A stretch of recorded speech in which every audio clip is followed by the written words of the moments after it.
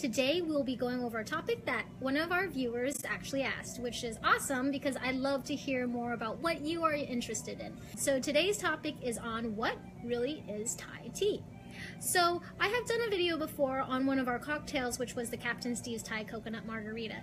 And Thai tea is actually a tea that has Chinese influence. So tea is from China, and with the spread of tea all over the world, people make their own versions or different styles of what they like to drink.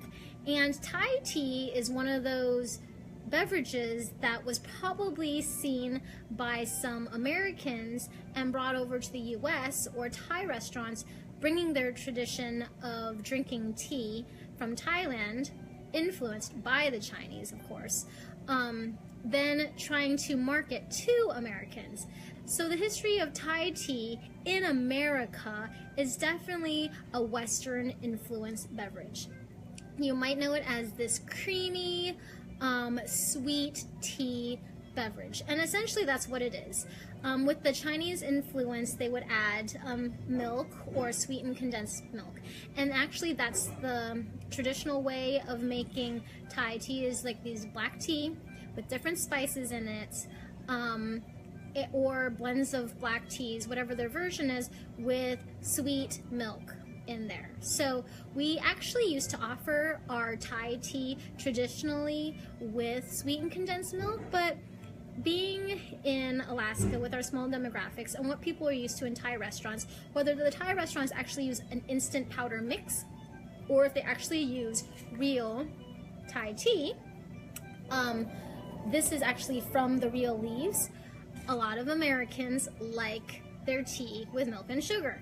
So here you'll see we have some Thai tea. They're not super special, but it's a proprietary Thai tea mix, as in that's just different blends of black tea with some actual orange food coloring, because a lot of people are used to seeing the color. Now, we always kind of have our appetites like just drawn from what we see and what we smell, but usually it's what we see first. So the orange coloring is very appetizing, and so actually people add coloring, and so we actually have orange coloring in our Thai tea, and it looks kind of like a dark, like a red or a black tea. In Chinese it'd be a red tea, but so it kind of has this orangish flavoring in, or coloring in it, and then when you put the cream in it, so I made mine hot today with a tea filter. So we just have our Thai tea here, and typically most of our Thai restaurants here in Fairbanks just put a lot of sugar, so it's like sweet tea in it instead of using sweetened condensed milk, because sweetened condensed milk is more expensive than just putting half and half and sugar in it. So here we have just some hot Thai tea that I made, and you'll see that signature orange swirl that people love so much for their signature Thai teas. And I think honestly it has to do with the experience and the memories that you have around tea. Isn't that why we drink tea? We might drink tea because it reminds us of our grandmother. It might remind us of sweet tea down in the south. It might remind us of beautiful summers, summer evenings. It might remind us of feeling better after we feel really sick. So we all have different experiences with tea that influence whether we like tea or we don't like tea, and that does have to do with our life and our experiences, what we see, what we smell. And so Thai tea really is just simple. Typically a black tea, usually with some spices in it. Ours doesn't have any spices in it. In America, it has been influenced with orange coloring in it, and with some cream and sugar. However, for us at our tea house, we'll actually use evaporated milk. And for us, that's how we like our Thai tea. It's more towards the style of what our customers are used to having at all the Thai tea restaurants here in town. And some Thai tea restaurants will actually use an instant powder mix. And so some people will complain because our Thai tea does not look orange enough. And honestly, it's just coloring that's in it. So we do sell Thai tea, and it doesn't have cream in it. You have to add your own cream in it. So ours is just black tea with coloring in it. It's the loose leaf stuff. That's how we make all of our iced and hot tea beverages. It tastes so good, probably because there's a lot of sugar in it. However, at our tea company, we don't have to add sugar in it, which is nice for different people who have dietary restraints. It can be with soy, it could be with almond milk, it can be vegan, it doesn't have to be sweetened if you're diabetic. We offer Thai tea in so many different ways. And so another way besides having it hot is the typical iced way, and that's what people are used to. So I'm going to show you making a Thai tea frozen blended bubble tea. So I have part of our Captain Steve's Thai coconut margarita, however, no alcohol in it. So I've actually put coconut milk in it. We don't use the regular coconut milk that you'll find next to soy milk. We actually use a Thai brand in a can coconut milk that Thai restaurants will actually use for cooking. It just gives it so much more richness and a creaminess to it. So I put 1 shot of coconut milk, the cooking grade kind, 1 shot of simple sugar and ice, and then I'm just going to top it off with some previously brewed Thai iced tea from our loose leaf tea. So I'm just going to top it off. This is like our little magic bullet. We make all of our drinks in magic bullets only because it does portion control really well, so our beverages always taste consistent. However, if you want it special, you can always tell us how you want it changed. What are the spices in the Thai tea? So typical spices that they'll put in the Thai tea might be a very small amount of star anise. It kind of gives it this slight licorice-like flavor. When you put heavy amounts of star anise in anything, it tastes really potent because the oil's in it. It might have a little bit of cloves in there, and it might have some cinnamon. It just really depends. But some people's signature Thai teas have to do with the blends of the tea and the blends of the dairy in there. And so here in town, most of the Thai tea restaurants all use the same Thai tea. Thai tea, actually. It's a tea, and it's just a Thai tea. And that's what we chose to use, is this loose leaf Thai tea that is just a blend of black teas with orange coloring.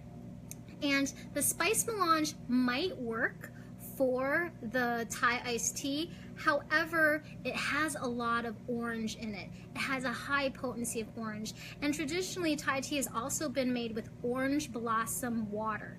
So you have heard of rose water, where they take the rose petals and they steep it and they make a water out of it. Well, in Thailand, they'll do that too, but with orange flower blossoms. Now, orange flower blossoms are very hard to get if you don't grow, or you don't live in a place that grows orange flower blossoms. We're in Alaska.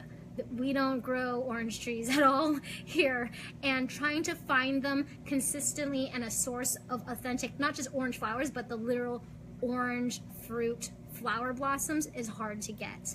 So typically we'll have orange flower blossoms and maybe some spices in it, but that all depends, because you might find other brands of Thai tea out there that are a loose leaf tea and they'll all taste a little different. If you want to use the spice melange, you can, but I actually recommend diluting it by 1/3. And yes, you could use the spice melange, but in order for that orange not to be extremely potent and strong and overwhelming of the cream and sugar, and is to actually use probably 1/3 of the amount of tea and to steep it weak, because our spice melange is extremely potent, and what people are used to in their Thai tea is just having this tea with a hint of some sort of flavor that's kind of proprietary depending on the company, with some sort of a dairy and sugar. Some people say, oh yeah, like I've had it in Thailand before, I had coconut milk. Well, honestly, what happened was Thai tea is not that popular for people in Thailand. People in Thailand drink tea.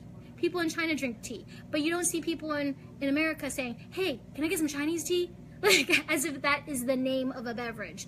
So what had happened is Thai tea, when it came to America, was just Thai people having tea, and then had to be specialized in some sort of way for westernized culture. But then it was brought back to Thailand because of all these people expecting it to be an actual signature beverage, that they started making it and consuming it for themselves. And now there's this popularity of Thai tea, the Americanized Thai tea, in Thailand for Westerners, and now they like it too.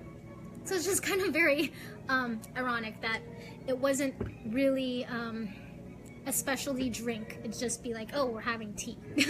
So anyways, I got my blender bottom on it. I'm gonna blend it up. And then I have my tapioca pearls. So last week I did on bubble tea, and you can add tapioca pearls to anything and make it into a drink. Remember, it's not the pearls that make it bubble tea, it's actually the foam on top. That is the real reason why how bubble tea was given of its name. That was much later for an individual who wanted to use it as a marketing ploy, which was very successful. So no, I kind of have like a bubbly foam now at the top of my beverage. And then you can pour that over ice, and now you've got Thai tea, bubble tea. If you are interested in learning more about tea and you'd like some more interesting tea recipes from our tea company, please text SIP Tea, S-I-P-T-E-A, all one word, SIP Tea to 44222. You'll receive 7 delicious tea recipes, and you'll start to receive videos on interesting topics about tea, and we would love to hear more about what you're interested in learning about. But next week we will be doing it on matcha. Again, my name is Jenny with Sipping Streams, and thank you so much for joining me. I really appreciate your feedback and your questions. Thank you.